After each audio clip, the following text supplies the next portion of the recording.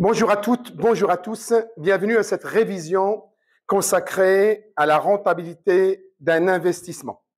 Je suis à l'IUT du Creusot et nous allons effectuer pour la première fois la révision sur ce chapitre-là qui n'est pas présent sur ma chaîne. Donc, nous allons apprendre ensemble, réviser ensemble la méthode de mesure, d'analyse, de rentabilité d'un investissement en faisant appel à plusieurs indicateurs comme le FNT, flux net de trésorerie, à ne pas confondre avec la CAF, la capacité d'autofinancement, je vous expliquerai par la suite, comment on actualise aussi le FNT, comment actualiser le FNT en faisant appel à un taux d'actualisation.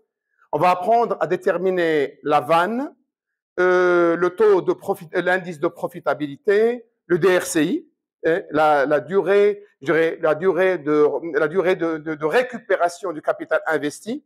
On va essayer de le calculer aussi de manière exacte en faisant appel à l'interpolation linéaire. Et je terminerai par un indicateur, vous connaissez le TIR ou le TRI, le taux interne de rentabilité ou le taux de rentabilité interne. Je vous expliquerai comment le déterminer par une méthode déductive. On fera des simulations. Et pour ça, nous allons prendre un exemple concret qu'on fera ensemble et je prendrai le temps pour l'expliquer de manière très simple. Alors, d'abord, la première chose qu'il faut savoir quand on parle d'investissement, quand on s'intéresse à l'investissement, il ne faut pas prendre en compte seulement le prix d'achat. Il faut prendre en compte le coût d'achat. C'est très important. Alors, quand on parle d'investissement, on va prendre un exemple. Imaginons que vous avez, je prends l'exemple que j'ai déjà pris en cours, l'exemple d'une boulangerie industrielle. Voilà, vous voulez créer votre boulangerie et vous voulez changer votre four, qui coûte quand même assez cher. Donc, vous voulez savoir, est-ce que ça vaut le coup d'investir dans ce four ou pas? Mais ça, on va se baser sur pas mal de données. Donc, la première chose qu'il faut savoir, c'est déterminer le montant de l'investissement. Et il faut savoir que le montant de l'investissement se détermine au coût d'achat et non au prix d'achat. Je m'explique. Imaginons que dans votre boulangerie, vous voulez acheter un four et en plus, c'est un four que vous allez importer des États-Unis. OK? Ce four, le prix d'achat, on va prendre un exemple, le prix d'achat, imaginons qu'il est à 80 000 euros. Hein? Je vais partir sur l'euro. 80 000 euros. OK? Ça, c'est le prix d'achat sorti usine des États-Unis. Mais le fournisseur ne va pas vous faire cadeau de frais de livraison, des frais de transport. Donc, il va vous dire, mais il faut payer les frais de transport. Donc, imaginons que les frais de transport,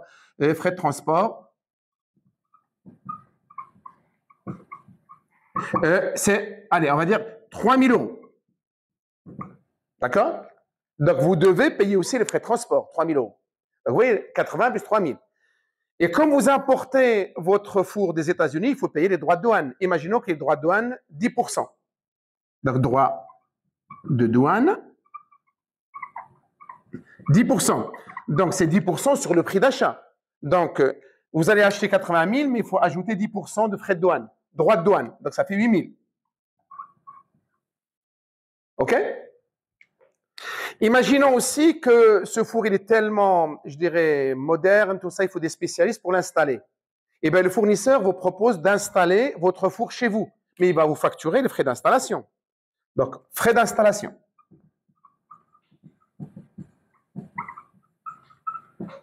Imaginons le frais d'installation, il va vous dire, je prends un exemple, 4 000 euros. D'accord? Les frais d'installation, 4 000 euros. Ben oui, parce qu'il faut qu'ils prennent quand même presque sur plusieurs jours, il faut qu'ils vous installent le four, etc. D'accord? Donc, on est à combien déjà là? 80 000, on est 88 plus 3 000. Ça fait 91 000 plus 4 000. 95 000. Imaginons que ce four, en fait, il est tellement sophistiqué, vous ne savez pas vraiment l'utiliser, vous devez être formé pour l'utiliser dans votre boulangerie industrielle. Et bien, le fournisseur va vous proposer aussi une formation. Donc, une formation. Et il va vous dire 5 000 euros pour vous former, vous, en tant que patron de votre boulangerie, et le personnel, vos salariés. Oui? Du coup, si je prends le prix d'achat, plus les frais d'achat, ça s'appelle frais d'achat. Les frais d'achat s'élèvent à combien? 3 000 plus 8 000 plus 4 000 plus 5 000, ça fait 20 000 euros. Eh bien, le coût d'achat est égal prix d'achat plus les frais d'achat, ça fait 100 000 euros. Et c'est ce montant qu'il faut prendre en compte. C'est ça le montant de l'investissement. C'est bon? C'est très important. Hein? Si on vous donne le prix d'achat et on vous ajoute les frais d'achat, il faut additionner les frais d'achat pour déterminer le montant de l'investissement. Et quand vous trouvez le montant, vous dites, ah, c'est ce montant-là que vous allez utiliser dans vos calculs de rentabilité. Est-ce que vous comprenez ça? Alors, soit dans les exercices qu'on vous donne, on vous donne directement 100 000 euros, d'accord? Soit, attention, on vous donne le prix d'achat avec les frais d'achat, mais vous devez additionner pour calculer le montant du coût d'achat. Et c'est à partir de 100 000 euros, vous devez faire vos calculs. C'est bon? C'est très important. Donc, le coût d'achat égale prix d'achat plus frais d'achat. Comme c'est un matériel importé, prix d'achat plus les droits de douane, plus les frais de transport, plus les frais d'installation, plus les frais de formation. Des questions là-dessus? Ça, c'est le premier élément très important à savoir, oui. Le coût d'achat, c'est le coût de l'investissement. Et voilà, si vous voulez calculer si votre investissement est rentable ou pas, vous ne partez pas sur 80 000, vous partez sur 100 000. Et c'est ça que vous devez analyser, étudier. Par rapport aux données que vous aurez en plus, par rapport au chiffre d'affaires prévisionnel, on verra ça après. C'est bon? Bien. Alors, je vais effacer là. Et maintenant, on va inventer un exercice et on va le faire ensemble. Vous allez voir, ça va tout seul et vous allez comprendre. Alors, pour expliquer ce chapitre, je dirais la rentabilité de l'investissement, comme je dis, nous allons prendre un exemple concret. On va partir de l'investissement qui est égal à 100 000. Donc, le coût d'achat du matériel, du four de votre boulangerie industrielle, on a calculé, on a déterminé son coût d'achat égal à 100 000. On a pris les 100 000, le prix d'achat 80 000, plus les frais d'achat, hein, les frais d'achat, le droit de douane, le frais de livraison, le frais d'installation, les frais de formation. Et le coût d'achat, c'est 100 000. Donc, notre investissement égale 100 000. Donc, je vais l'écrire là. Investissement égale 100 000. Dans les exercices qu'on peut vous donner, que vous pouvez rencontrer, cet investissement, il est accompagné d'autres données. On va vous dire, par exemple, et je vais me baser sur ces données-là pour vous expliquer un peu tout ce qui concerne la mesure de la rentabilité d'un investissement pour décider si c'est rentable ou pas. On vous dit, par exemple, les 100 000 euros, les 100 000, la valeur de votre investissement, votre boulangerie, vous n'avez pas les moyens de vous autofinancer. Donc, vous décidez d'emprunter de l'argent. On va partir sur le principe que la totalité de l'investissement, hein, la totalité est empruntée. Totalité est empruntée. D'accord? La totalité de l'investissement est empruntée. Et alors, si qui dit emprunt, il y a des conditions de remboursement. On vous dit que, par exemple, la durée de remboursement, 5 ans, par exemple, et au taux d'intérêt de remboursement annuel, au taux d'intérêt 5%. On va partir là-dessus. On va dire que le taux d'intérêt, vous remboursez cet emprunt 100 000 sur une durée de 5 ans au taux annuel de 5%. Dans l'exercice qu'on peut vous donner, on vous donne aussi la durée d'amortissement, c'est-à-dire la durée d'usure de votre investissement. On vous dit, par exemple, que l'investissement est amorti par exemple, sur 5 ans. Amortissement, on vous précise la méthode d'amortissement. Par exemple, l'amortissement linéaire. Je prends linéaire juste pour simplifier. Linéaire, 5 ans. D'accord? Donc, la durée d'amortissement est 5 ans. Ça veut dire au bout de 5 ans, au niveau comptable, cet investissement ne vaut plus rien, même si vous continuez à utiliser votre four dans votre boulangerie industrielle. Donc, si amortissement linéaire sur 5 ans, donc le montant de l'amortissement, c'est-à-dire la valeur de l'usure, la valeur annuelle de l'usure de votre investissement, égale à le montant d'investissement 100 000 divisé par 5 ans. Donc, l'amortissement égale 20 000.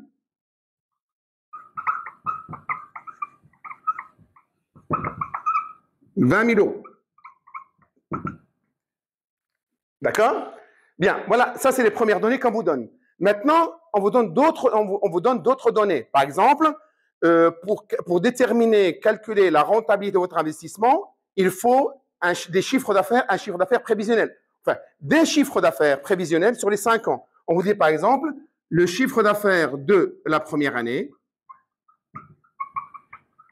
égale 80 000 euros. Et on vous ajoute par exemple, on vous dit que ce chiffre d'affaires est destiné à augmenter chaque année de 10%. Hein? Le chiffre d'affaires, il va augmenter de 10% chaque année. C'est-à-dire la première année de 80 000, et bien l'année suivante, il sera de 80 000 plus 10%, et ainsi de suite. On a besoin aussi d'autres indicateurs, d'autres informations, comme on vous dit par exemple les charges d'exploitation. On vous dit les charges d'exploitation représentent 40% du chiffre d'affaires. Hein. Les charges d'exploitation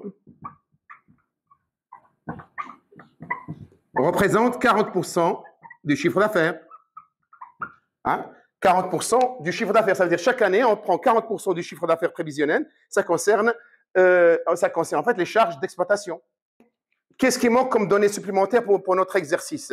Donc, on vous dit aussi, on peut vous dire aussi que,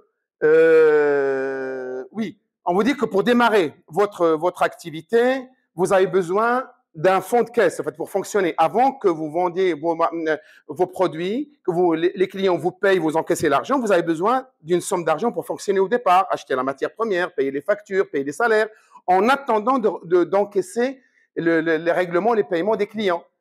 Dans le langage courant, on appelle ça un fonds de caisse. Hein? C'est pas perdu. Un fonds de caisse pour fonctionner. Ça, en comptabilité, on appelle ça BFR. Les besoins en fonds de roulement, hein, c'est ça. En fait, la trésorerie dans votre boulangerie a besoin pour fonctionner, pour financer son cycle d'exploitation. Entre l'achat de matières premières et la vente de vos produits, eh ben, il faut une somme d'argent pour fonctionner qu'on appelle BFR. Et on va dire que ce BFR égale, par exemple, 8 000 euros. Et on vous précise en général dans l'exercice, on vous dit que ce BFR, soit il est totalement récupérable à la fin de l'année, soit la moitié, soit 75%. Mais on vous le précise. Donc là, on va dire que le BFR de 8 000, il est totalement récupérable à la fin de la période. Donc on va dire récupérable totalement, en totalité à la fin de la période. J'ajoute une autre information et j'essaie de mettre le maximum d'informations, comme ça je brasse tous les cas de figure que vous pouvez rencontrer. On peut vous dire aussi qu'il y a une valeur résiduelle, c'est-à-dire votre investissement aura une valeur résiduelle à la fin de la période. L'investissement 100 000, on dit qu'il est amorti sur 5 ans, c'est-à-dire à la fin de la 5e année, au niveau comptable, votre investissement ne vaut plus rien. Mais ça se peut qu'il ait une valeur résiduelle à la fin.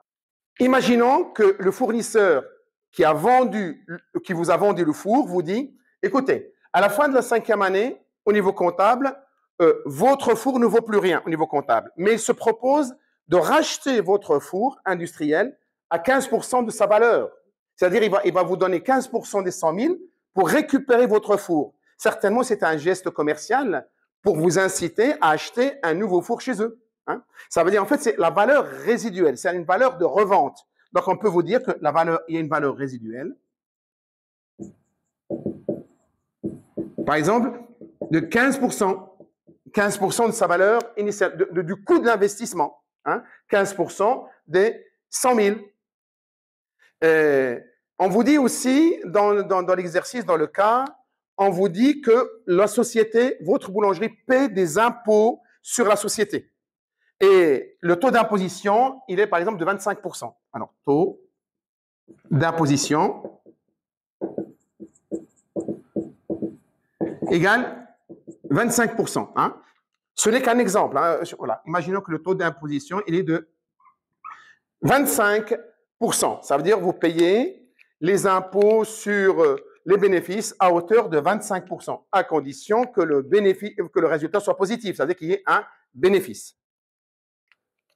Et enfin, on vous donne un taux d'actualisation. Un taux d'actualisation, c'est-à-dire en fait que nous allons gommer tout ce qui est en fait augmentation coût de la vie, tout ce qui est en fait coût du capital, c'est-à-dire que les actionnaires imposent une rentabilité, imposent en fait un taux que ce qu'ils rapportent par rapport à leur investissement. Ce taux d'actualisation, en fait, permet de ramener la valeur en fait, de votre investissement à aujourd'hui. Je vous donne un exemple. Si vous dites qu'aujourd'hui, je vais réaliser un chiffre d'affaires, je ne sais pas, de 100 000 euros, OK? Et dans 5 ans, mon chiffre d'affaires est de 120 000 euros. Eh bien, pour calculer la rentabilité de votre investissement, il faut transformer les 120 000 euros en valeur d'aujourd'hui. Ça veut dire la valeur monétaire d'aujourd'hui. Une baguette d'aujourd'hui vaut 1 euro. Dans 5 ans, elle vaut 1,20 euro, mais c'est la même baguette. Donc, il faut que je transforme 1,20 euro en une valeur d'aujourd'hui pour pouvoir effectuer mes calculs. C'est ce qu'on appelle, en fait, l'actualisation qui fait appel à un taux d'actualisation. Taux d'actualisation. Et imaginons que ce taux d'actualisation, il est de 4%. Voilà. Taux d'actualisation égale de 4%.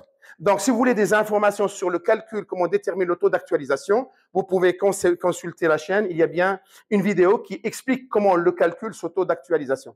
Mais en tout cas, on vous le donne. Ça vous permet de ramener la valeur du futur à aujourd'hui et pour pouvoir analyser, vérifier si votre investissement est rentable ou pas.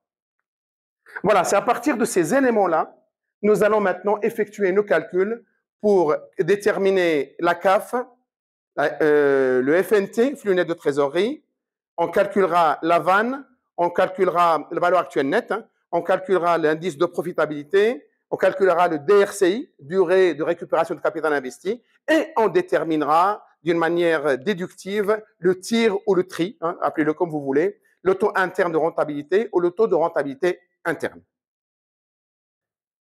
Bien, voilà le tableau qui va nous servir, je dirais, d'outil de base pour faire nos calculs. Donc là, j'ai mis libellé, mettez désignation, ce que vous voulez. D'accord. Là, j'ai la période 0, c'est-à-dire aujourd'hui. Aujourd'hui, on dépense 100 000 euros, le coût d'achat, l'investissement, plus les besoins en fonds de roulement, 8 000. Oui, il n'y a que des dépenses aujourd'hui. On dépense 100, plus, vous savez, 108 000. Alors maintenant, nous allons prendre en compte les données de l'exercice. Cet investissement de 100 000 qui se complète par 8 000 génère un chiffre d'affaires prévisionnel. Donc, le chiffre d'affaires prévisionnel de la première année, d'après l'exercice, on nous dit c'est 80 000 euros. Ce chiffre d'affaires, l'exercice nous dit qu'il va augmenter de 10% tous les ans. Donc, la première année, on multiplie par 1,1, ça fait 88 000. Multiplié par 1,1, ça nous donne 96 800. Multiplié par 1,1, c'est-à-dire une augmentation de 10%, 1,1, 106 480. Vous vérifiez en même temps, s'il vous plaît. OK? Et la cinquième année, 117 128. Vous avez compris là, l'augmentation? Augmentation du chiffre d'affaires à partir de 80 000 de 10% tous les ans, en se basant sur le chiffre d'affaires de l'année précédente. Bien. Ce chiffre d'affaires va générer des charges d'exploitation, donc qui représentent 40% du chiffre d'affaires. Donc, charges d'exploitation, 40% du chiffre d'affaires. Donc, à chaque fois, je fais fois 40%. D'accord. 40% de 80 000, donc ça fait 32 000. 40% de 88 000, 35 200, ainsi de suite. Et ainsi de suite. Voilà. Vous vérifiez mes chiffres, donc si au cas où vous commettez une erreur, et si au cas où on oublie, il y a des erreurs, l'essentiel, c'est que la logique soit comprise. Mais normalement, il n'y a pas de souci, il n'y a pas d'erreur. Je précise juste, dans mes calculs, j'ai utilisé le logiciel Excel. Donc, s'il y a une différence par rapport à vos calculatrices, c'est normal, parce que Excel prend plusieurs chiffres après la virgule. C'est pas grave. Donc, les charges d'exploitation. Donc, chiffre d'affaires, moi, je vais enlever les charges d'exploitation par soustraction. Et maintenant, je dois enlever aussi l'amortissement. Pourquoi? L'amortissement d'immobilisation, c'est ce qu'on appelle la perte de valeur de l'immobilisation, l'usure du four. La loi permet à l'entreprise de comptabiliser cette usure comme une charge. C'est pas de l'argent qui est sorti, on appelle ça en comptabilité des charges calculées, c'est-à-dire en fait des charges qui génèrent pas de sortie d'argent, mais on peut les considérer comme une charge parce que ça procure un avantage fiscal. On l'enregistre comme charge, donc on augmente les charges pour baisser le résultat Et quand on baisse le résultat, on paie moins d'impôts. C'est ça l'avantage de l'amortissement. Donc l'amortissement, on a dit dans notre exercice, 100 000 amortis d'une manière linéaire sur 5 ans, c'est-à-dire tous les ans, ça va perdre 20 000. 20 000, 20 000, 20 000 et 20 000. Si vous avez des questions, arrêtez-moi parce que voilà, n'hésitez pas. Bien. Et là, je vais arriver à la partie qui vous casse un peu la tête. J'ai pris le chiffre d'affaires et maintenant j'enlève les charges. Alors, j'ai enlevé les charges d'exploitation, j'ai enlevé l'amortissement et à votre avis, qu'est-ce qui nous manque comme charge là? Encore qu'il faut prendre en compte dans notre exemple. Eh bien, je vais vous le dire tout de suite, donc comme ça on ne perdra pas de temps. Ben, les 100 000, les investissements sont financés par un emprunt. Et cet emprunt, là, en totalité, est remboursable sur 5 ans. Donc, cet emprunt va générer des charges. Quelles sont les charges quand il concerne l'emprunt? Ce sont les intérêts. Les intérêts, ce sont des charges. Mais l'amortissement de l'emprunt sans les charges, c'est pas une charge, ça va dans le bilan. Je vous expliquerai ça après que je fais le tableau de remboursement d'un emprunt. Donc, quand on rembourse un emprunt, là, on prend en compte les intérêts, c'est compte numéro 6, qui sont considérés comme des charges financières. Et là, je mets emprunt, les intérêts. Les intérêts d'emprunt. Vous me suivez? Donc, les intérêts d'emprunt, ça veut dire, chaque année, cet emprunt, le remboursement d'emprunt va générer des intérêts que je dois mettre là, partout. OK? Et c'est là maintenant qu'il faut savoir calculer les intérêts. Alors, pour faciliter nos calculs, et si vous voulez des détails, vous allez sur les vidéos sur les mathématiques financières, remboursement d'emprunt, vous avez plus de détails. Mais là, on va partir sur le principe suivant. On va dire que votre boulangerie industrielle a emprunté les 100 000 euros, qu'elle rembourse sur 5 ans, donc c'est ce qu'on a dit, d'accord, au taux d'intérêt annuel de 5 ans, et le remboursement se fait par annuité constante. C'est-à-dire, elle va rembourser le même montant tous les ans durant 5 ans. Et dans cette annuité, il y a bien les intérêts. Donc, il faut déterminer les intérêts. Pour ça, voilà ce qu'il faut faire. Il faut d'abord calculer l'annuité constante. Et quand vous avez trouvé votre annuité constante, vous devez remplir le tableau de remboursement d'emprunt. Et dans ce tableau, vous aurez une colonne intérêt que vous devez recopier là. Et c'est ce qu'on va faire maintenant avant de continuer. Donc, on va calculer ensemble l'annuité constante de remboursement, d'après les conditions de notre exercice. On va remplir le tableau de remboursement d'emprunt et on va prendre les colonnes qui nous intéressent. C'est bon? Alors, nous avons dit que le montant de l'emprunt, on va dire comme ça, le montant de l'emprunt,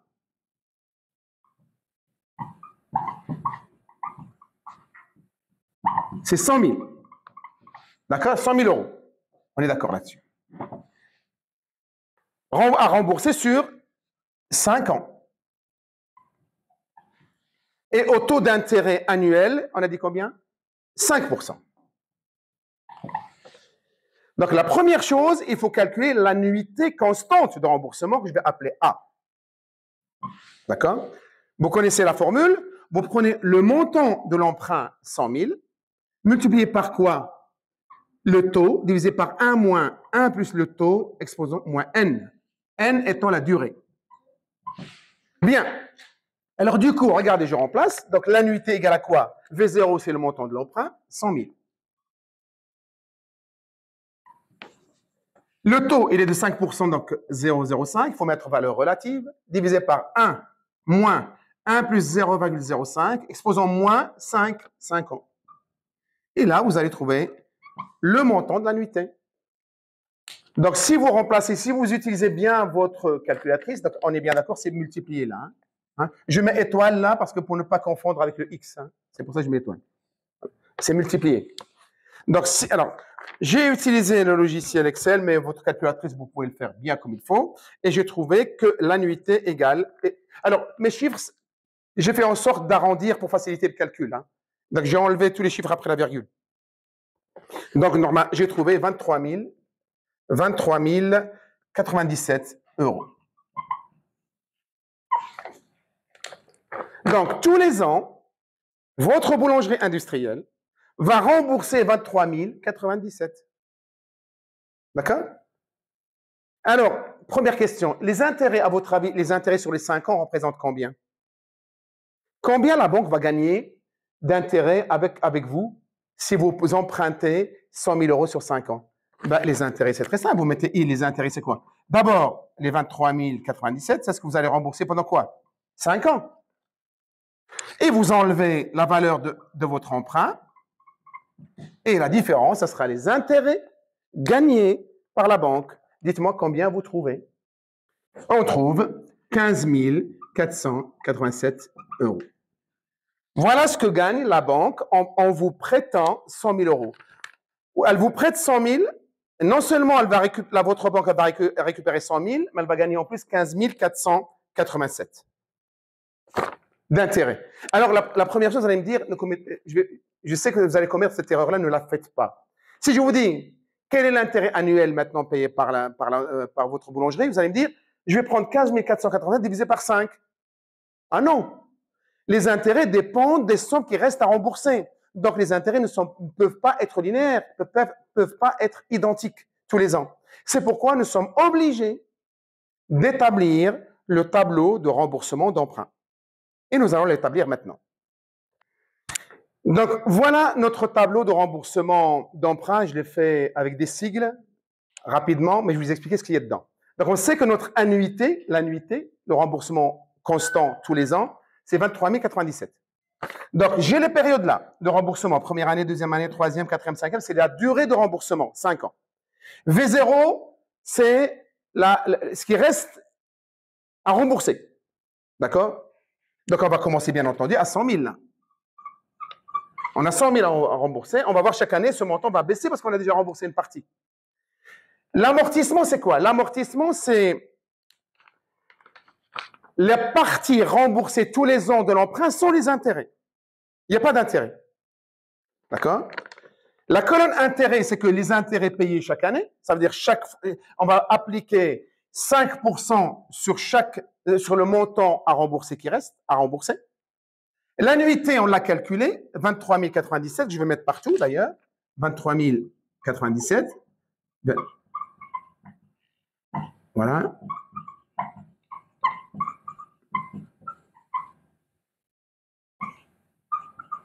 Hein?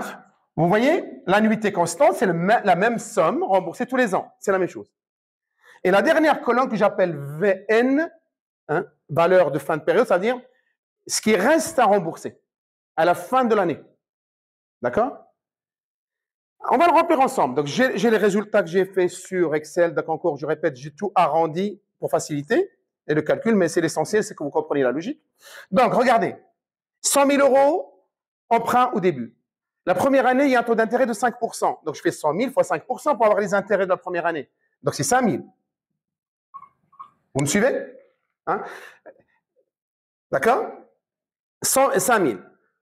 L'annuité, 23 097. Donc, l'annuité, on sait qu'elle est composée de l'amortissement plus les intérêts. C'est ça l'annuité. L'annuité, il y a le remboursement de l'emprunt sans les intérêts plus les intérêts.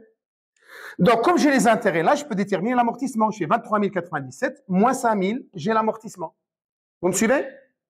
Et ça me donne, voilà, ça me donne 18 000, ça me donne 18 097. Vous me suivez?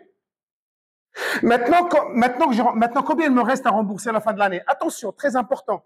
N'enlevez pas, il ne faut pas soustraire l'annuité. Hein. Vous faites la valeur d'origine, la valeur de l'emprunt, moins l'amortissement. 100 000 moins 18 097, vous avez la valeur qui reste à rembourser à la fin de l'année. Et ça me donne 81 903. Cette somme-là qui reste à rembourser, c'est la même en début de période, bien entendu. 81 903. Et je recommence la même chose. 81 903 génère 5% d'intérêt pour la banque. Donc, je multiplie par 5%. Et je mets le montant des intérêts ici. Ça me donne 4 095. Hein? Arrondi, hein, j'arrondis, hein, je fais qu'arrondir. Hein. Je calcule l'amortissement en faisant l'annuité moins les intérêts. L'annuité moins les intérêts. Ça me donne 19 002. D'accord? Et le montant de l'emprunt qui reste à rembourser à la fin de la deuxième année, je fais le montant de l'emprunt, 81 903, moins l'amortissement de l'emprunt, 19 200, et il me reste 62 900. Oui, et je fais ainsi de suite. Donc, je reprends 62 900 fois 5% pour avoir les intérêts. Ça me fait 3145. Je fais annuité moins les intérêts, j'ai les amortissements. 19 952. Je fais le montant de l'emprunt moins l'amortissement. Je calcule ce qui me reste à rembourser à la fin de l'année. 42 948. Je réécris mes 42 948 au début de la quatrième année. Je multiplie par 5%, ça me donne 2147. Annuité moins intérêt, j'ai l'amortissement qui est de 20 950. D'accord? Je fais 42 948 moins 20 950. Je déduis le montant de l'emprunt qui reste à rembourser en fin de période, 21 998. Je reporte les 21 998 au début de la cinquième année. Je calcule les intérêts de 5% sur 21 998. Je trouve 1100. Annuité moins les intérêts, j'ai 21 998. Et si je fais le montant qui reste à rembourser moins l'amortissement, j'arrive à 0. Et là, mon tableau est rempli. Vous voyez, le tableau de remboursement d'emprunt par annuité constante sur une durée de 5 ans au taux d'intérêt annuel de 5%.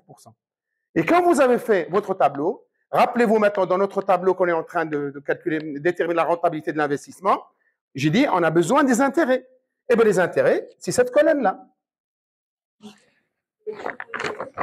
Oui, alors c'est obligatoire, à peu près 0, tout dépend les arrondis si vous voulez. Mais ça, il faut arriver à peu près à 0. Normalement, c'est 0, on doit arriver à 0. Ça, c'est une façon pour voir que votre calcul est juste. Donc maintenant, qu'est-ce qui nous intéresse? Ben, c'est la colonne intérêt. Donc dans la ligne intérêt d'emprunt, ben, je vais reporter pour la première année, je vais reporter ces montants-là d'intérêt. Première année, deuxième, troisième, quatrième, cinquième. Et c'est ça que je vais reporter dans ma ligne. Vous avez compris? C'est pas compliqué. Vous voyez, les mathématiques financières sont très présentes dans ce chapitre-là. C'est bon? Pas de questions? Je continue? Eh bien, je vais reporter ça dans notre tableau. Donc, nous voilà dans notre tableau. OK? Donc, les intérêts d'emprunt, je reporte maintenant la colonne intérêt. D'accord? Je la commande de manière horizontale. Voilà, j'ai reporté la colonne intérêt du tableau de remboursement d'emprunt au niveau horizontal. Eh bien, regardez, j'ai le chiffre d'affaires, là.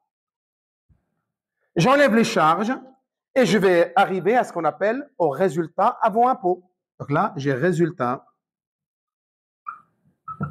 avant impôt. Donc, je prends le chiffre d'affaires, moins les charges d'exploitation, moins l'amortissement, moins les intérêts d'emprunt, et j'ai le résultat avant impôt. C'est bon? Je mets le résultat? Oui, une question. Alors, là, voilà ce que je vais prendre en compte. Oui, vous allez prendre en compte ça. D'accord? Chiffre d'affaires, c'est une recette. Moins toutes les charges. OK? Et vous allez trouver le résultat avant impôt. 80 000, moins 32 000, moins 20 000, moins 5 000. Vous arrivez à un résultat avant impôt de 23 000. Vous vérifiez, s'il vous plaît? C'est ça? Voilà. Et maintenant, je vais reporter. Maintenant, je vais inscrire directement les résultats. Vous avez compris comment on a fait. Donc, je vais l'entourer comme ça. Vous voyez, c'est le résultat. Hop, comme ça. Voilà. Voilà. Dans notre exercice, on vous donne le taux d'imposition. On vous dit l'impôt sur le bénéfice de votre boulangerie est de 25%. Donc là, on doit enlever les impôts. Donc, on dit impôt. les impôts. C'est 25%. Avant de calculer les impôts 25%, vous voyez, là, oui, les impôts, on va les calculer sur quoi? Sur le résultat avant impôt, là, 23 000. Vous voyez bien, 23 000, on est arrivé à 23 000 et on a pris en compte, on a enlevé 20 000 euros, on a enlevé 20 000 euros d'amortissement. Ce n'est pas de l'argent qui est sorti. C'est une charge calculée que la loi permet à l'entreprise de comptabiliser comme une charge. Pourquoi? Si on n'avait pas pris en compte les 20 000 euros, normalement, le résultat aurait été de 43 000. Imaginez ce 43 000, il faut payer 25% d'impôts. C'est beaucoup. Ben, la loi permet à l'entreprise d'enregistrer l'usure de la machine, la perte de valeur de cette machine, comme une charge 20 000. Du coup, le résultat baisse à 23 000, donc elle va payer moins d'impôts. C'est ça l'avantage fiscal de l'amortissement, en fait. Donc, 25% de 23 000. Donc, je vais faire 25% de tous les résultats. Si le résultat était négatif, l'impôt, c'est zéro, parce qu'on ne peut pas payer des impôts sur un résultat négatif. Hein? Si le résultat était négatif, rappelez-vous de ça. Hein, si à l'examen, vous avez un résultat négatif la première année, par exemple, vous ne payez pas d'impôt sur les pertes. Donc, vous ne multipliez pas par 25%, vous mettez impôt zéro. Hein? Donc, 23 000 multiplié par 25%, ça nous donne 5 750 après.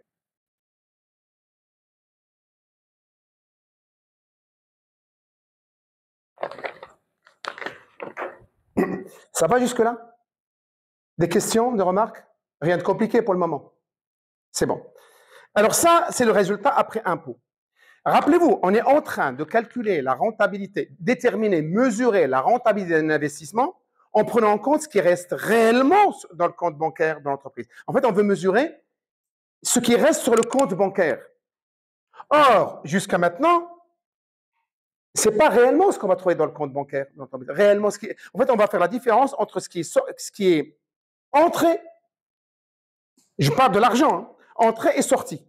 Réellement, d'une manière concrète, le solde qui reste sur le compte bancaire d'après cet investissement-là. Donc, ça veut dire qu'on va gommer, en fait, maintenant qu'on a utilisé une charge calculée, l'amortissement qui nous permet juste de payer moins d'impôts, on va réintégrer cet amortissement parce que ce n'est pas de l'argent qui est sorti réellement. On va le réinjecter. Puisque je l'ai enlevé là, c'est juste pour bénéficier de l'avantage fiscal qui me permet de payer moins d'impôts. Maintenant que j'ai calculé mon impôt qui a bénéficié de l'amortissement, qui est une charge calculée, c'est-à-dire qui n'a pas généré de sortie d'argent, je vais remettre maintenant l'amortissement comme une recette. Okay? Donc, j'ajoute maintenant l'amortissement. D'accord? Je vais remettre. Là, maintenant, je vais ajouter les 20 000. 20 000, 20 000, 20 000, 20 000, 20 000. D'accord? J'ai enregistré l'amortissement comme charge juste pour bénéficier d'un avantage fiscal qui me permet d'augmenter les charges, baisser le résultat, payer moins d'impôts. Du moment que cet avantage fiscal est utilisé, l'entreprise a bénéficié de cet avantage fiscal, je réintègre maintenant l'amortissement. Voilà. Parce que ce n'est pas de l'argent qui est sorti réellement du compte bancaire de l'entreprise, c'est juste une valeur qu'on a donnée à une constatation d'usure du matériel. Et bien maintenant que j'ai l'amortissement, je peux calculer maintenant un indicateur que vous connaissez qu'on appelle la CAF. C'est la capacité d'autofinancement. C'est-à-dire quand j'ajoute l'amortissement, j'arrive à la capacité d'autofinancement. Donc la CAF, je prends le résultat après impôt plus les amortissements.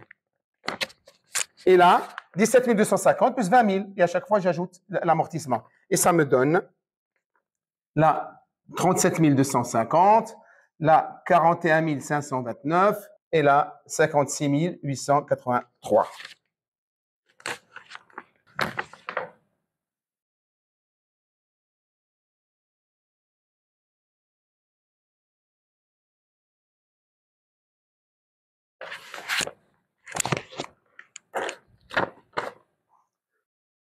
Alors là, c'est la CAF, capacité d'autofinancement.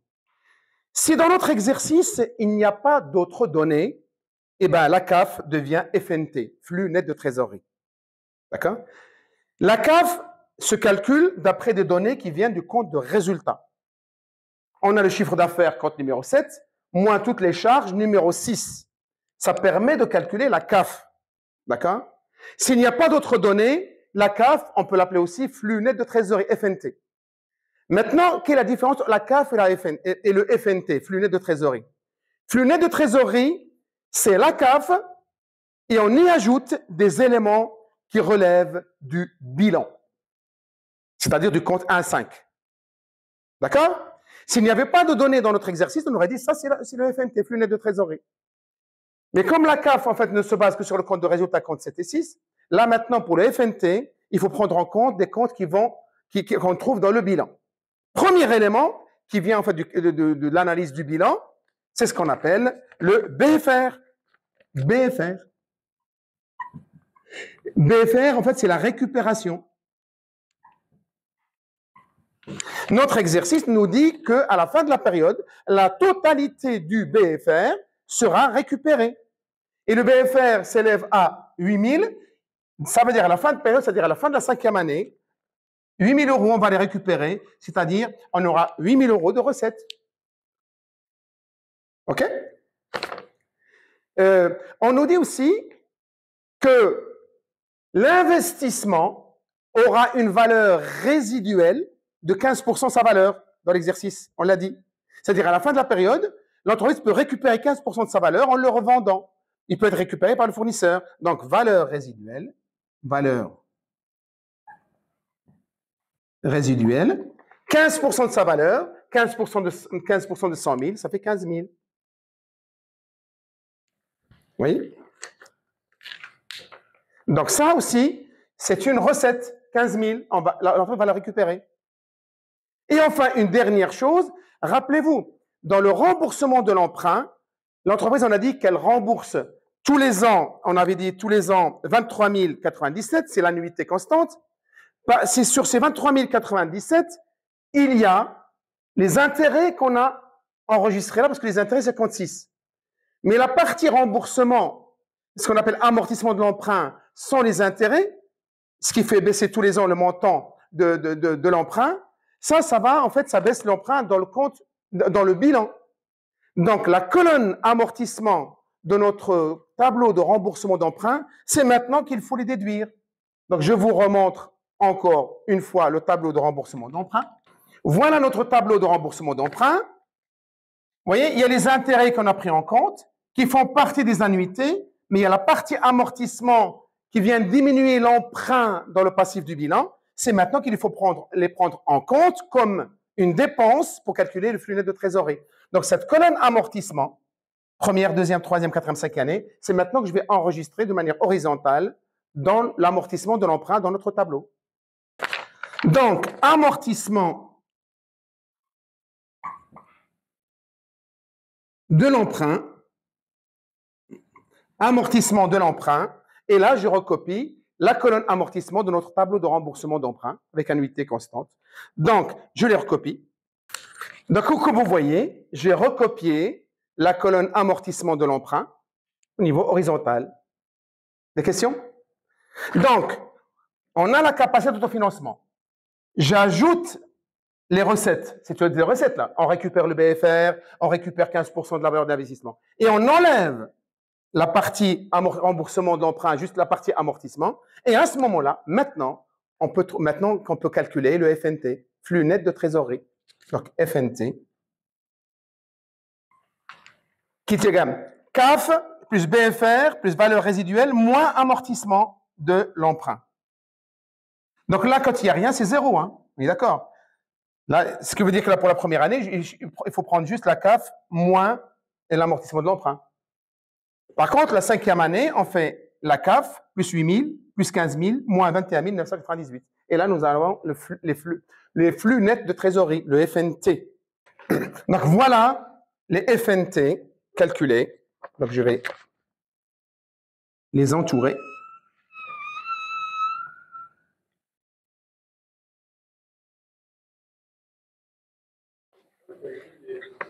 Le calcul des FNT, je reprends. Vous prenez la CAF, plus le BFR, plus valeur résiduelle, moins l'amortissement. La CAF plus les recettes, moins la dépense. Là, c'est zéro, hein, des zéros. On a juste la CAF et l'amortissement. La dernière année, on a la CAF. Je dois ajouter le BFR récupéré. Je dois ajouter les 15 000 euros valeur résiduelle de l'investissement, moins l'amortissement de l'emprunt. Hein, je vais le réécrire encore une fois. Là, ça c'est... J'utilise ça. Hein. Je fais CAF plus BFR plus valeur résiduelle moins amortissement. Et vous avez le FNT, flux net de trésorerie. C'est bon? Et c'est maintenant qu'on va faire appel au taux d'actualisation pour actualiser notre flux net de trésorerie en gommant tout ce qui est en fait coût du capital, augmentation du coût de la vie, etc. C'est-à-dire on va actualiser les valeurs FNT à aujourd'hui. On va tout ramener à la valeur d'aujourd'hui en prenant en compte le taux d'actualisation. Alors comment on fait? Regardez, regardez, VN, pour trouver la valeur dans le futur, on fait V0, facteur de 1 plus T à la puissance N. Moi, c'est le V0 que je trouve. Donc, je vais actualiser, valeur actualisée. Donc, la valeur d'arrivée, Vn, multiplié par 1 plus T, exposant moins N. C'est ça que je vais utiliser. OK? C'est bon? C'est ça que je vais utiliser. V0 égale Vn, facteur de 1 plus T, exposant moins N. Alors, regardez. Le taux d'actualisation, on sait qu'il est de combien? 4%. Ça veut dire en fait que 4%, pour la première année, par exemple, pour la ramener à la valeur d'aujourd'hui 0, regardez, je fais 19 000, pour la première année, hein, 19 153, facteur de 1 plus 4%, je mets valeur relative 0,04, exposant moins 1, pour la première année. Allez, je vous donne la deuxième année, après vous allez comprendre pour le reste.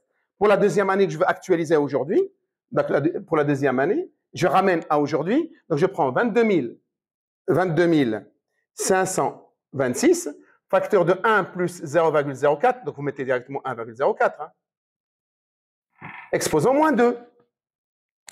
Un troisième, exposant moins 3, moins 4, moins 5, et vous mettez la valeur en dessous.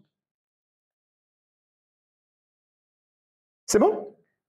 Donc, je vais mettre le résultat directement. Vous avez compris comment on l'a fait? Je reprends, c'est bon? Bien. Alors là, on met les valeurs.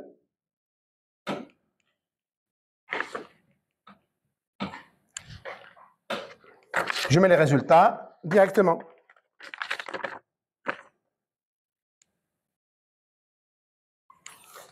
« 7 577. » Donc, voilà cette ligne-là, c'est FNT, on appelle ça actualisé. FNT actualisé. Et j'ai mis les résultats. Vous les vérifiez. Encore une fois, j'ai tout arrondi. Hein. C'est bon, juste une question de facilité d'explication, on va plus vite. Et j'ai utilisé Excel aussi, donc s'il y a une petite différence par rapport aux calculatrices, c'est pas grave.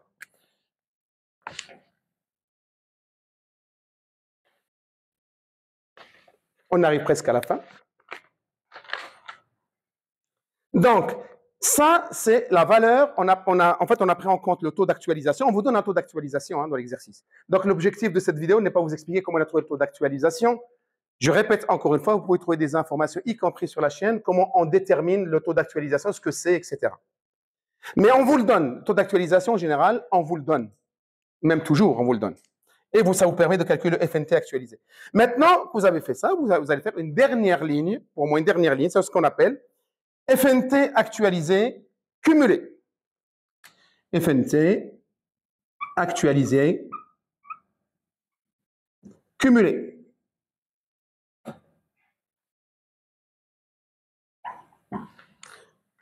Cumulé. OK? Et bien ça, c'est comme les statistiques, hein, les effectifs cumulés croissants. Donc, regardez, cumulé, pour la première année, je recopie les 18 416. Hein? Oui, les 18 416, je les recopie. Pour la deuxième année, donc je fais 18 416 plus 20 827, je mets la valeur là. Après, j'ajoute 23 335, je mets la valeur là. Oui, à chaque fois, j'ajoute. et on arrive jusqu'au dernier. Donc, on cumule la première année, la deuxième année égale la première année plus la deuxième année, la troisième année égale première plus deuxième plus troisième, et ainsi de suite. Vous avez compris ça? C'est bon? Je peux mettre les résultats directement? OK. Et comme vous voyez, là, j'ai rempli ma ligne FNT actualisée cumulée. Et c'est là qui me permet en fait de déterminer la vanne, de voir si mon investissement est rentable ou pas. Alors, juste un petit conseil, pour vérifier si vos calculs sont justes concernant la dernière ligne, FNT, donc je mets hop, comme ça. Voilà. Pour savoir si cette ligne FNT actualisée cumulée est juste ou pas, regardez, quand vous faites le FNT actualisé, la ligne juste avant, vous calculez le total du FNT actualisé et normalement, vous arrivez là, je mets le total là comme ça, vous devez arriver à 136, 103. Oui, le total de cette colonne, 130. Et bien, quand vous faites votre FNT actualisé, vous devez arriver à la fin de la 5e année, vous devez arriver à 136 103. Hein? Ça vous permet de vérifier vos calculs. C'est bon? Est-ce que vous avez des questions sur le tableau? Hein? Donc, on a fait à la main, c'est plus facile pour comprendre au lieu de vous montrer un fichier Excel.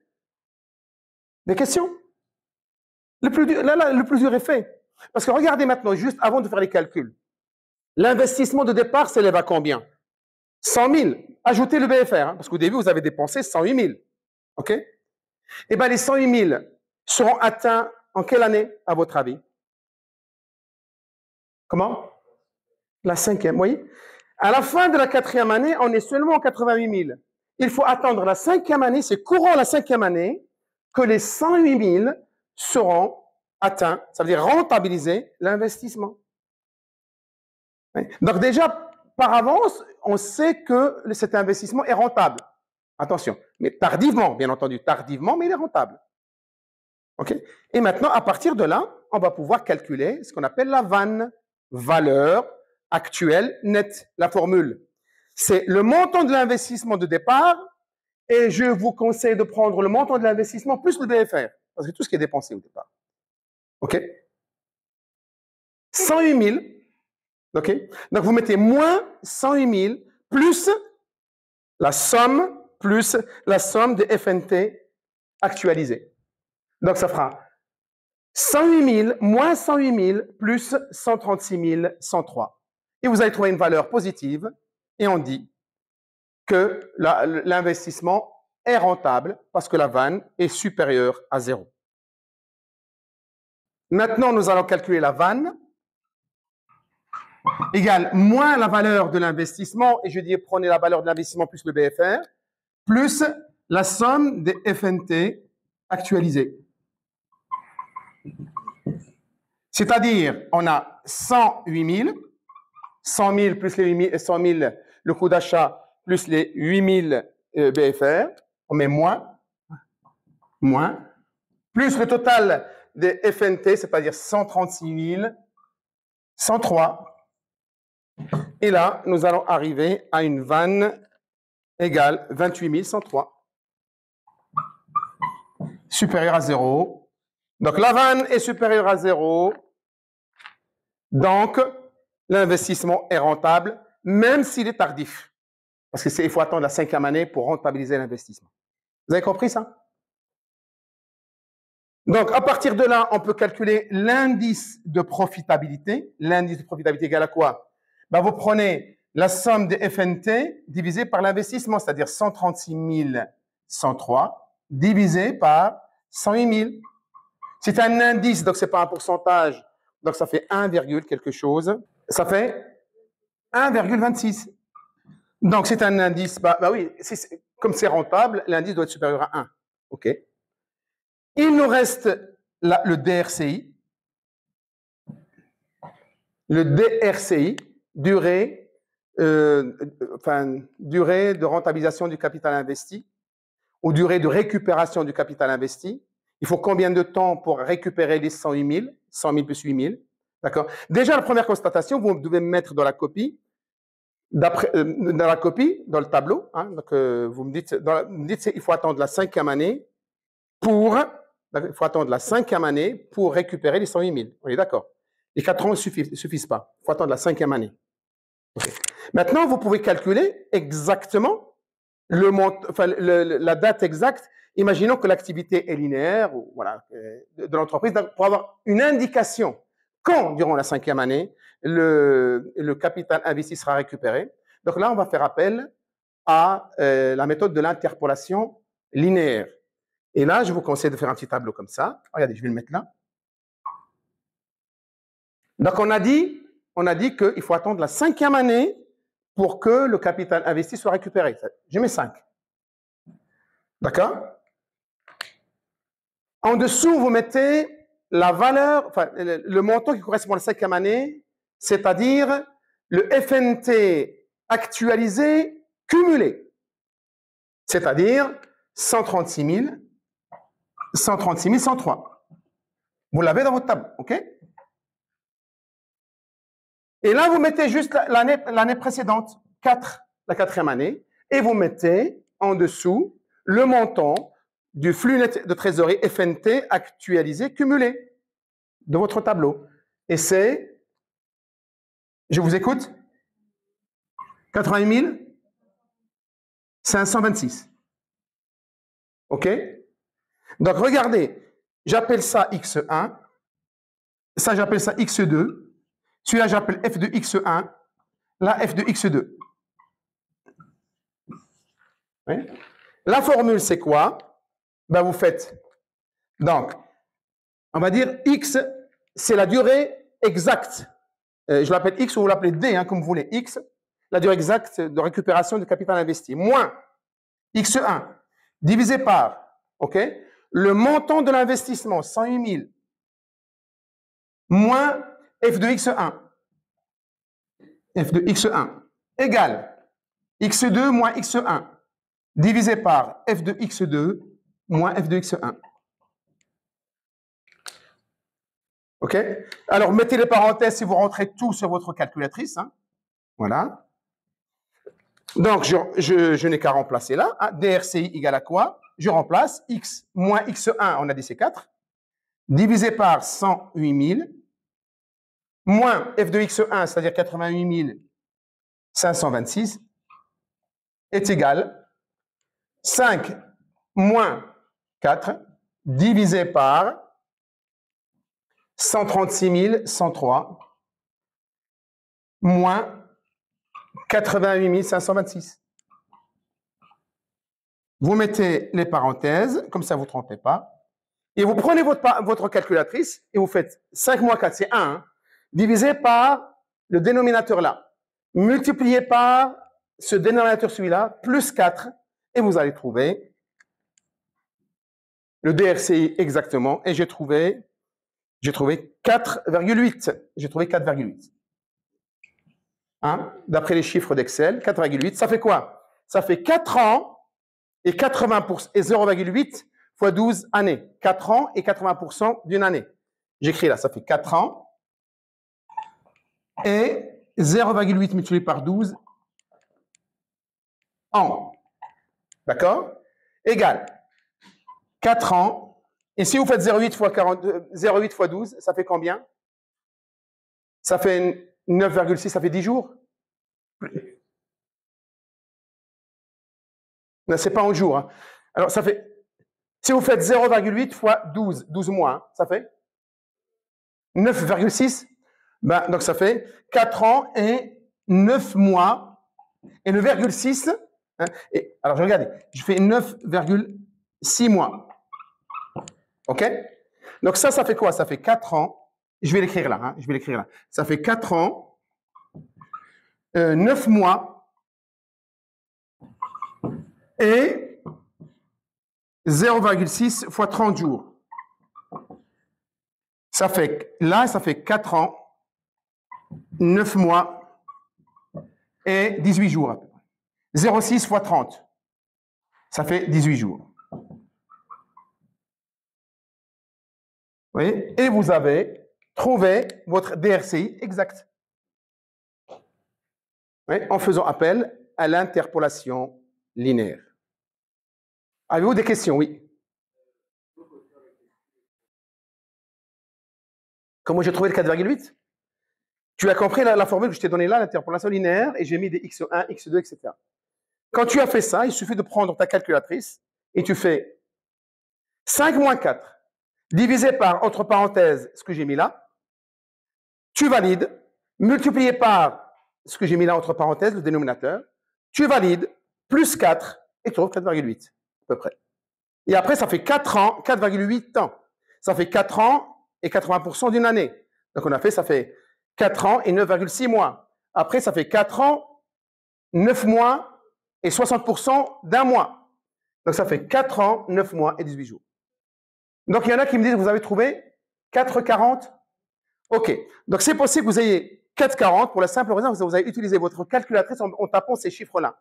Comme mes formules sont rentrées sur Excel, il y a beaucoup de chiffres après la virgule. Donc, c'est pour ça que je trouve 4,8. Mais vous, avec votre calculatrice, vous trouvez 4,40, c'est juste aussi. Parce que vous utilisez votre calculatrice. Vous avez compris le principe, c'est juste de vous expliquer. Et j'ai utilisé Excel. Et Excel, en fait, voilà, et j'ai arrondi, j'ai recopié l'arrondi. En fait. C'est bon? OK. Des questions? Là? Ben, regardez. 5e année, ça, c'est la dernière ligne de notre tableau. C'est la valeur du FNT actualisé cumulé. Et la 4e année, c'est le montant de la dernière ligne de notre tableau du FNT actualisé cumulé. Si le montant était, on le trouve rentabilisé durant la 4e année, ben là, j'aurai 4 et 3. Je me base toujours sur l'année où il s'est rentabilisé par rapport à l'année précédente. C'est bon? Des questions? Ben, il nous reste juste juste ce qu'on appelle le TIR, le taux interne de rentabilité, ou le TRI, le taux de rentabilité interne, qui nous reste à vous expliquer. Mais ce taux-là, en général, on le fait par déduction. On fait plein de déductions et on le détermine. Parce qu'il n'y a pas vraiment, je ne peux pas vous donner une méthode mathématique pour le calculer directement.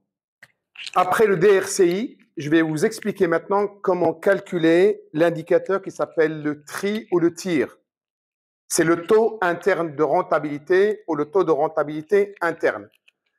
Alors, pour calculer cet indicateur, vous pouvez faire appel à votre calculatrice. La formule est déjà comprise dedans ou sur Excel.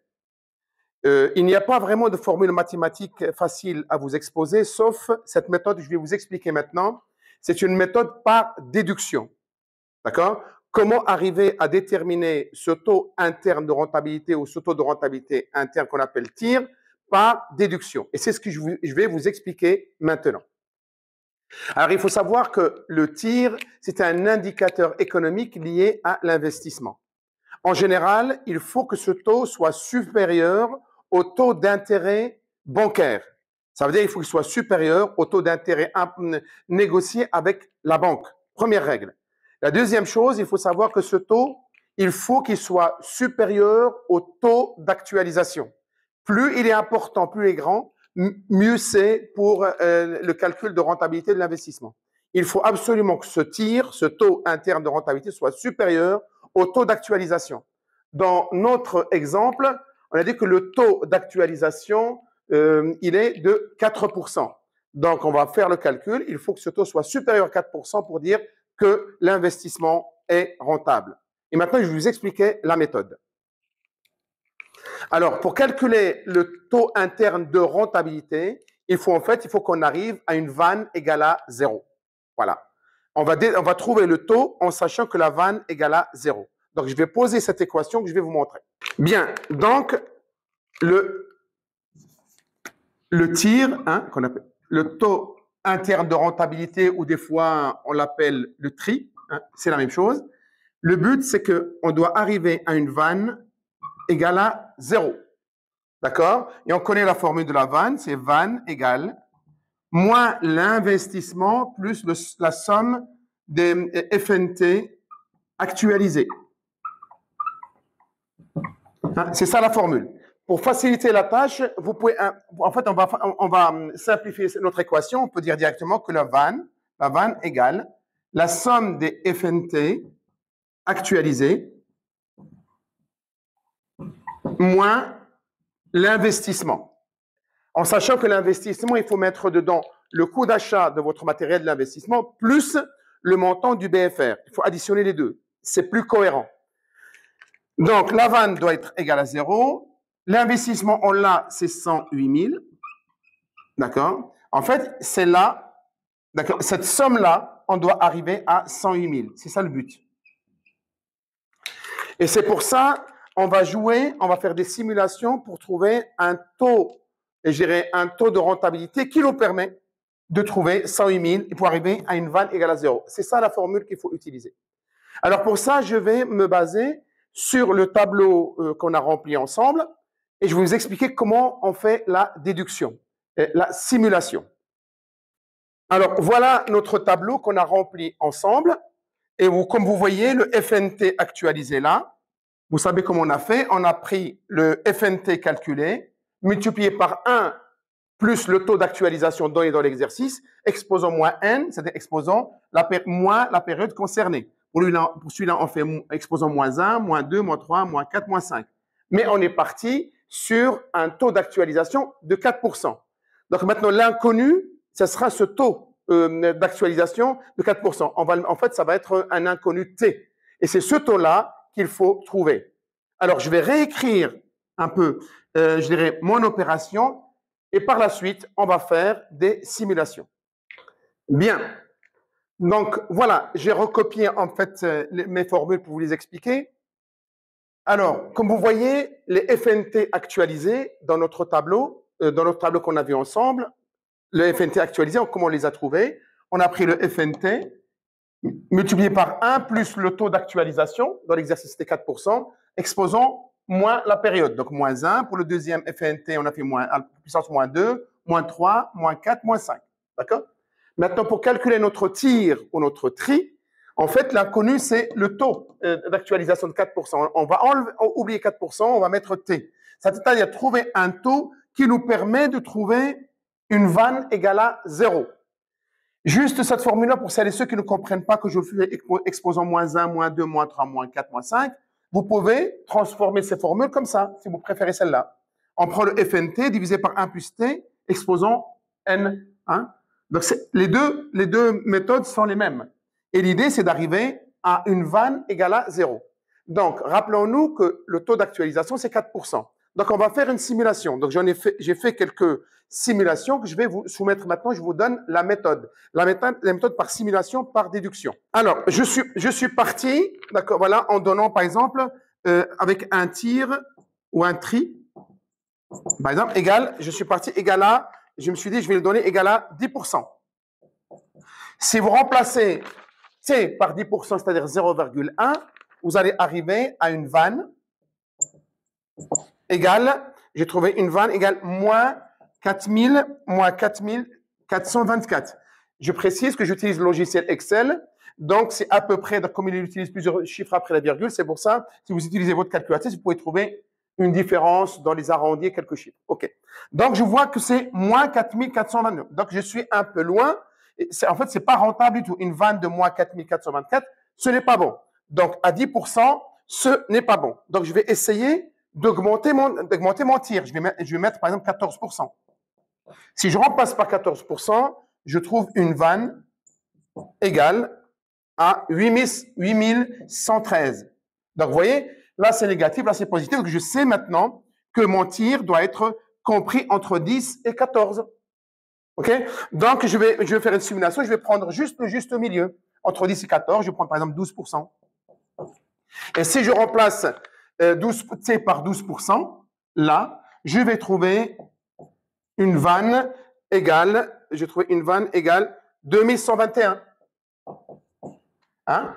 Je suis un peu au-dessus, je suis loin. Donc, je vais essayer de baisser. Donc, je vais prendre maintenant un tir inférieur à 12 en sachant qu'il doit être supérieur à 10 et inférieur à 14. Donc, je vais prendre 11%. Et si je prends 11%, je vais trouver une vanne de moins 1078. Oui, 1078. OK? Donc, je sais que c'est entre 12 et 11. Oui? Et c'est par déduction comme ça, ainsi de suite. Donc, on va prendre 11,5 Vous allez trouver un résultat. Mais au bout, vous allez déduire à force, vous allez trouver le tir, enfin, vous allez trouver le tir, en fait, qui permet à la vanne d'être égale à 0. Vous allez arriver à un tir de 11,332. Et c'est ce tir-là qui vous permet d'avoir une vanne égale à 0. Vous voyez? Par exemple, là, quand j'ai trouvé entre 11 et 12, j'ai pris 11,5. Après, en 11,5, je suis descendu à 11,4, 11,3, et après, j'ai trouvé entre les deux. Oui, c'est par simulation, par déduction, qu'on peut trouver le taux interne de rentabilité ou le taux de rentabilité interne qui permet d'annuler la vanne. Et on voit bien qu'il est largement supérieur au taux d'actualisation qui est donné dans l'exercice, qui est de 4%. Donc, on voit, là, ça nous permet de dire que l'investissement est rentable. Voilà, c'est une méthode, donc j'ai essayé de vous montrer comment on trouve ce tir ou ce tri d'une manière déductive. Maintenant, à vous de vous entraîner en sachant que sur Excel, il y a des formules qui calculent automatiquement ou sur votre calculatrice. Mais c'est intéressant de savoir aussi qu'on peut le déduire d'une manière tout seul en faisant appel à cette méthode déductive. J'espère que cette séance sur la révision de la rentabilité d'investissement, le calcul du FNT, la CAF, la VAN, l'indice de profitabilité, le DRCI et même le tir ou le tri. Cette séance vous aide dans vos révisions. Il ne me reste plus qu'à vous dire bon courage et à très bientôt.